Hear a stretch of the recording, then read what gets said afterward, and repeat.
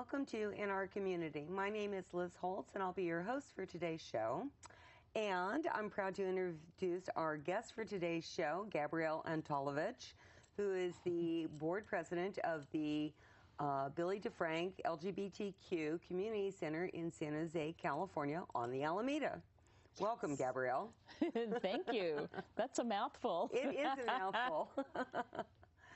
So, Gabrielle, you've been here before, and we're pleased to have you back again today. And I'm excited to be talking with you about all the things that Billy DeFrank does to foster community, both within the LGBTQ community as well as within the community at large.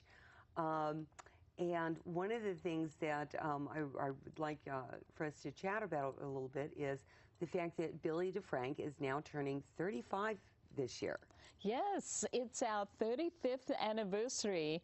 And when you think about it, as a nonprofit, that's pretty long, but also as a very specific minority group nonprofit, it's quite extraordinary because we started to keep young people safe from the homophobic dominant culture. It used to be a lot more aggressive and dangerous, especially toward young people, which it still is in many circles, but it was especially that way back in 1981, which now seems like such a long time ago.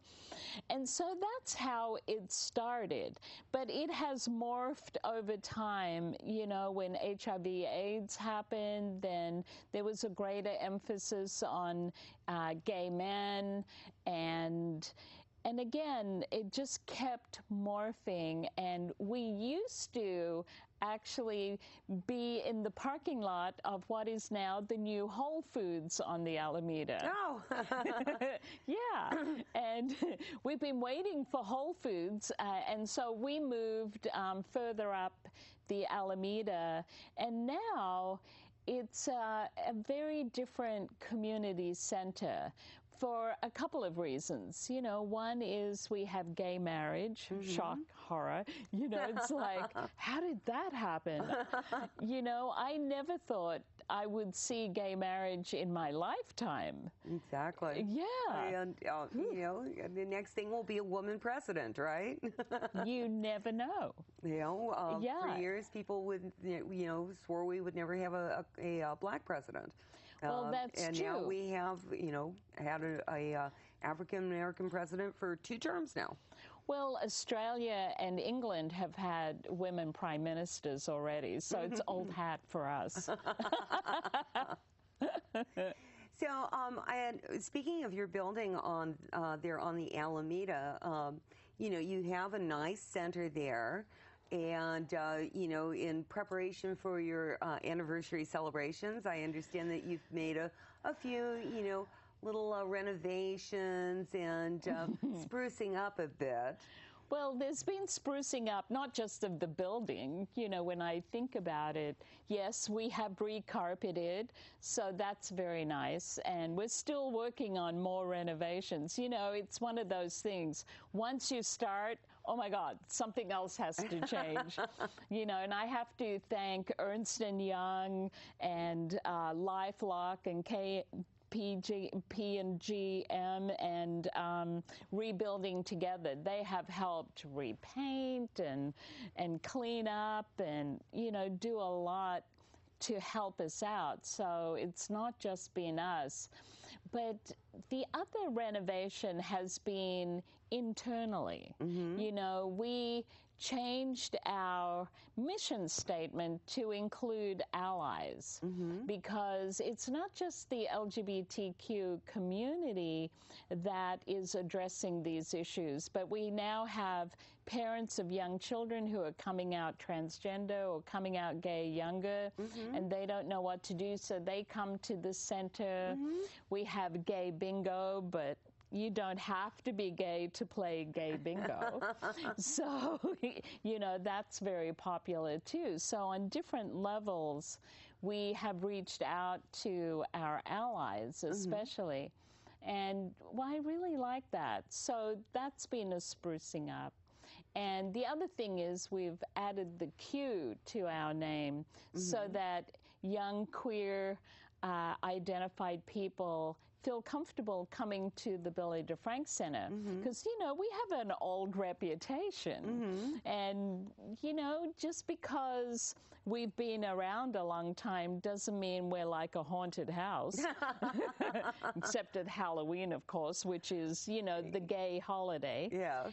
But, yeah, we want the young people to feel that the Billy DeFrank Center is for them as well. And it's really funny. It's come full circle because it started off for young people, and then it got older. And, and now we're reaching out. And I have to say, I'm glad that we now have Artsplosion, which is young queer artists who are selling and displaying their art and networking and enjoying being at the DeFrank Center. Wonderful. Yeah. And then as another one of your anniversary things, you also got the first rainbow crosswalk. Oh, yeah.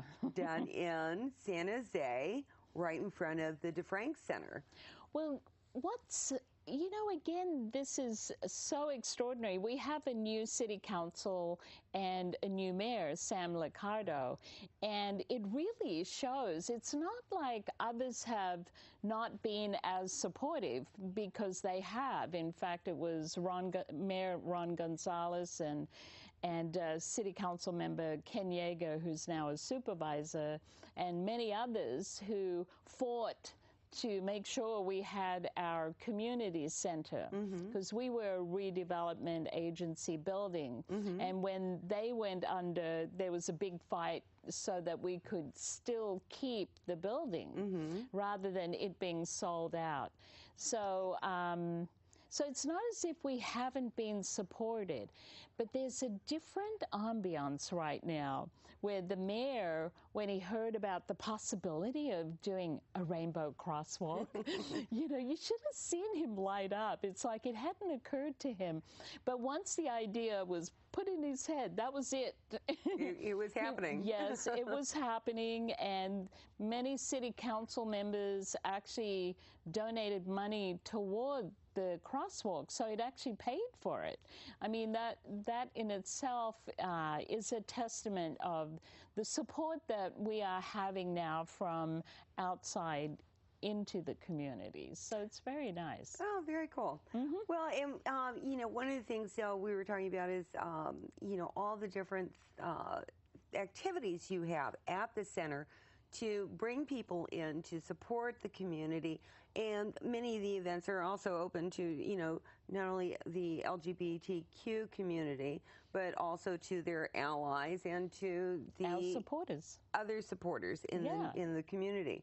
So, just some of the things, you have both a library and a cyber room. Yeah, we have a free cyber center that's funded by the David Bonnet Foundation. They just upgraded the computers, thank goodness, because it's amazing how quickly computers go, you know, become obsolete. And so that's wonderful. And we also have free HIV testing, and we collaborate with Asian Americans for community involvement. They provide the service in English, Spanish, and Vietnamese, and they've expanded the hours at the DeFrank Center, so you can go there Monday to Thursday from 4 to 8 o'clock. And everybody goes there. You know, we have a very nice waiting room. Well, and I understand that people can also come in and be tested completely anonymously if they choose to. And it's not like the old days where you used to come in and take a test and come back like 2 or 3 weeks later. It's a much shorter process now. Yes, in fact, you can get your results right away. That is truly amazing. Yeah. The other thing is, like you mentioned, there's gay bingo. at the center, and that's a weekly event. It's our weekly fundraising event, and I love that. And what I also love is that different organizations and groups will organize themselves and go en masse. And not only does that help us with our fundraising, but they get to have a lot of fun with their own friends. You know, and so I've reached out to different LGBT groups, but also companies and non-LGBT groups like different churches, and then have the minister be the bingo caller. Yeah, we've had the Santa Clara County Leather Association do kinky bingo.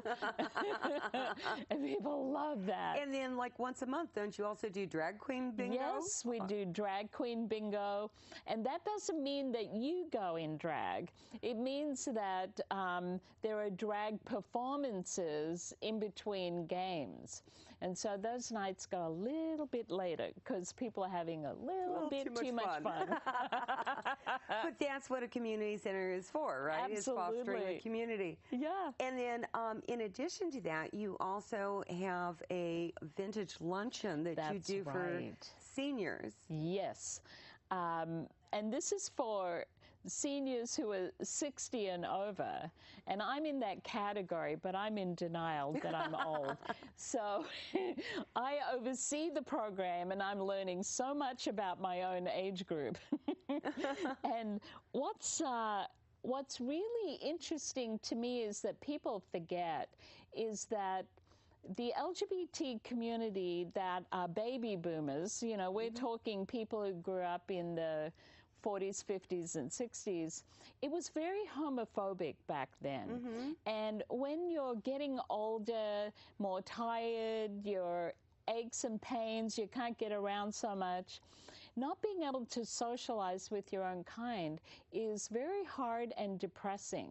And so having our luncheon program is more than just having lunch. It's about being able to be with other LGBTs. And you know, the other thing we've discovered is, especially with assisted living or communal living, our heterosexual counterparts are far more homophobic than the young people of today.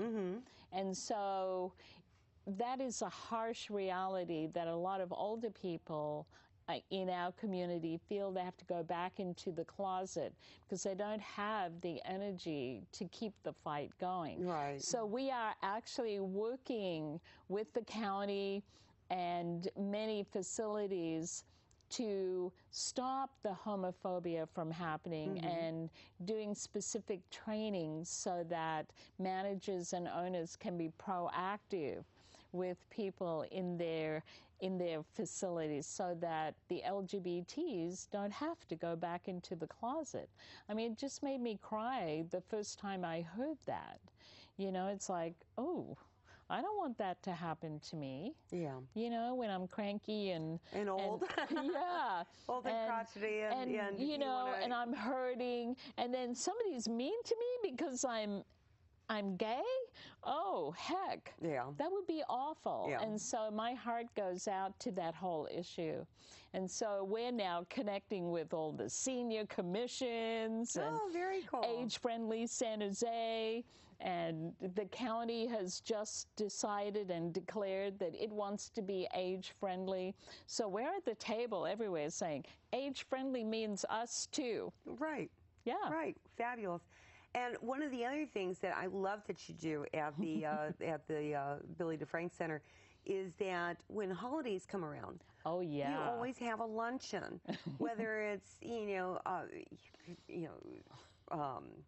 Christmas, whether it's Thanksgiving, whether it's Halloween, Halloween, different times of the year. You always have a luncheon to provide a space for people who may not have family here. Absolutely. I mean, we even do Valentine's, and we did Mother's Day this year as well. You know, we did this joke, bring your mother. Either that or bring yourself so you can be with your mother later. Right. You know. And the whole point of Thanksgiving Day and Christmas Day is so that you can be with your own kind and your friends, and then whatever you have to face with family or not, you can handle that better. Right, right, because you've already gotten yourself into a good space, and you feel supported. Absolutely. Before going, you know, and families can be trying for everyone, regardless well, of even if orientation. they like you, it's trying. There's something about families Family getting together. dynamics even the can be very ones that interesting. like each other. Yes, exactly. So, you know, the other thing is, you know, Billy DeFrank also is doing some things out in, you know, in the community, and to become more connected. I know that, you know, some of it, though, is, yes, we want to do that, but some of it has been reaching out to us. A really good example is our board of directors wanted to be more family friendly. Now that gay marriage is now a reality, a lot more LGBTs are having children, adopting children, even though that's been happening a lot anyway, but now it's more. And I was wondering, how are we going to be family friendly? You know, the building is not really made for that. So a miracle happened. The Children's Discovery Museum reached out to a lot of LGBTQ organizations like the Billy DeFrank Center because they want to become LGBT friendly, and they're already family friendly, and they have the equipment. I mean, that's who they are. And so to me, that was the best collaboration ever. Not only are they doing a Pride family, you know, weekend, but they want to be permanently inclusive of LGBT families. And you know, one of the things they're doing is, you know, their logo is the shape of their building. Well, they've made their logo with a rainbow. oh, very nice. Yes. And so they're going to just have that around. And, you know, their little dragon up on their roof, I said, why don't you have the dragon hold have a rainbow flag. Right. But, you know, that is a really good example of, you know, them reaching out to us, and I just thought it was the best thing ever. And, you know, the Minority Consortium, who is a special group that wants to make sure that minorities have access to government jobs and grants. So they just recently opened up their Minority Consortium to not just be ethnically minority consortium, but also included veterans and the LGBT businesses. Community as well. Yeah. That's wonderful. And so they had a very special event, and they asked us, how could they reach out to our community? So, of course, I said, put a rainbow in your poster, which they did, and also put all of our logos on it so that people can trust that you are for real. Right. Yeah. Right. Well, and you've been actually quite active out in creating all these different relationships with different groups. You did the National Night Out recently. Yes. Over at St. James Park. I used to do the National Night Out in my day job work for many years in substance use prevention, keeping teenagers safe. And so it was really nice that they reached out to the Billy DeFrank Center this year and said, do you want to join us? And I went, oh, I didn't even think of that. So there we were at St. James Park. And there were so many people there I knew, including some of the more famous people, you know, from Kay Bay. And then we had Cindy Chavez, one of our county supervisors, showed up. Yeah. Yeah, and then, you know, the other thing is I understand that the Rainbow Chamber of Commerce is having an event coming up that is to help celebrate the DeFrank's 35th Well, actually, it was the other way around. Okay. We were organizing our 35th anniversary for the second time at the Deanza Hotel. And then I discovered that the Rainbow Chamber has their annual fundraiser that very same night. And so instead of worrying about it, I just Doing called two different them. events? I know. I called them and I said, hey, do you want to do your fundraiser at our event? And they were really happy because they hadn't found a venue yet. Oh, well, and See, another miracle. Well, and that goes to, what I hear you say a lot, better together. Yes. Oh, yes, yeah. And that event is actually called Better Together. Mm-hmm. Oh, yes. And then one of the other things that you've been doing out in the community is there's the Business of Pride. Yes. Now, the Silicon Valley Business Journal has been reaching out to the LGBT community now for a while. In fact, they had the Business of Pride last year. And this year they have County Supervisor Ken Yeager speaking and some people from the high-tech companies, and also myself talking about what it's like to be LGBTQ in the workplace. Mm-hmm. What are the issues that we have faced? And we are three completely different kinds of work arenas. Mm-hmm. You know, you've got County Board of Supervisor, first openly gay elected official. Now, what was that like? Yeah. Yeah, so it'll be very interesting, yeah. And there'll be a lot of businesses there.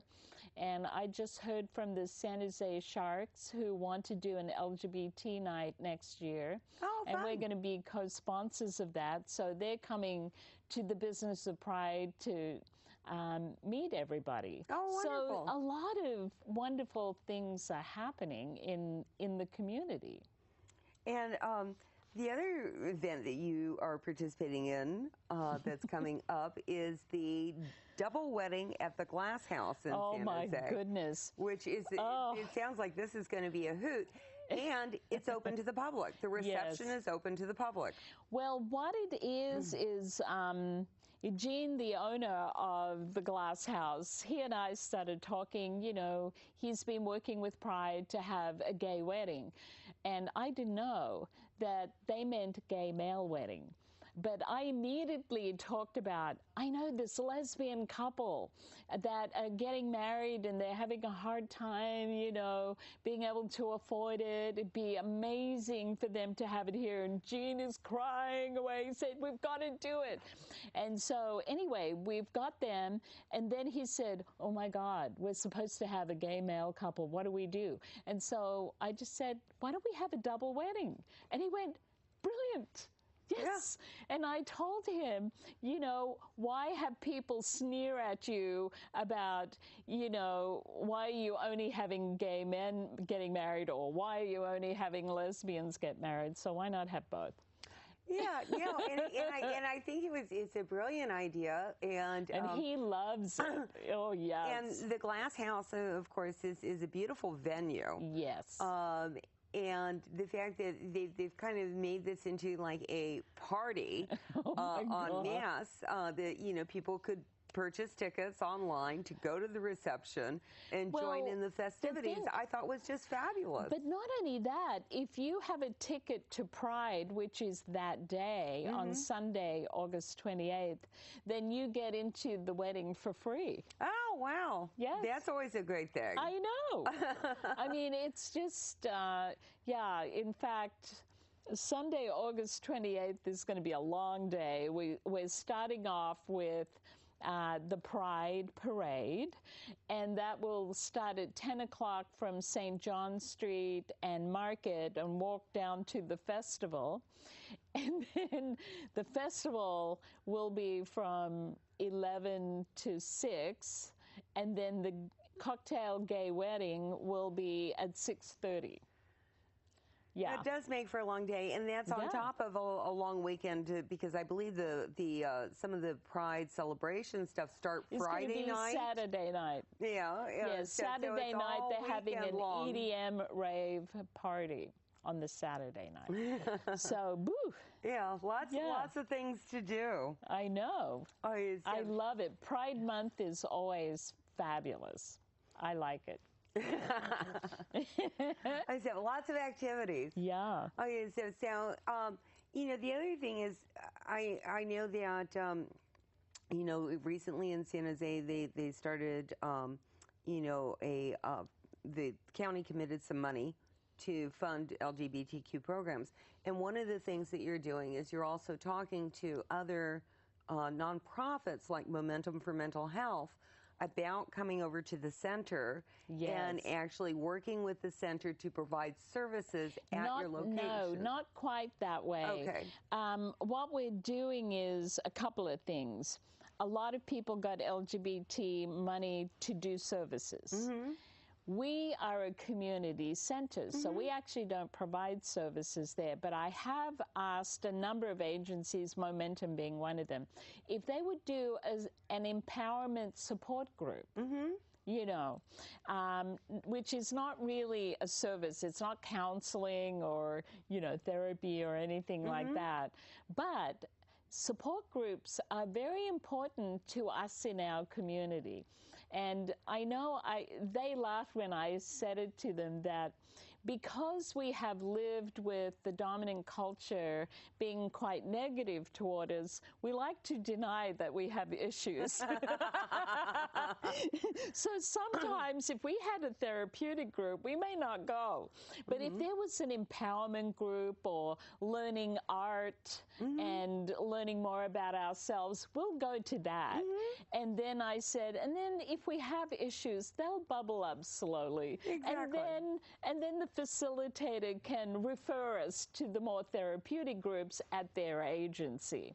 So that's the purpose of connecting with service agencies, because it gives them a whole different way of getting referrals, and then we are able to expand the ability to support our community in a more empowering way.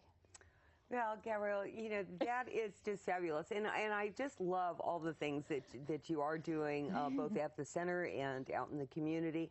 If our viewers want to find out more information about all the wonderful things that you have going on at DeFrank, and all the new partnerships and relationships that you're building out in the community, where's the best place for them to find that?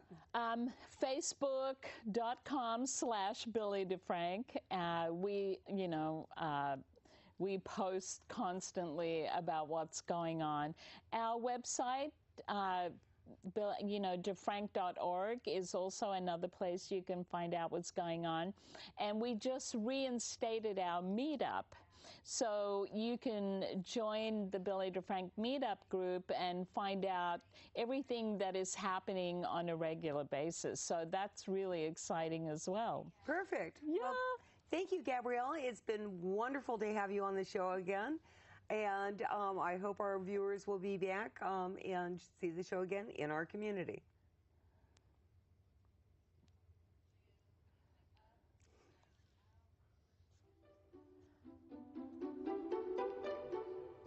Cool. Too bad we should have put the flag up in front of the camera and just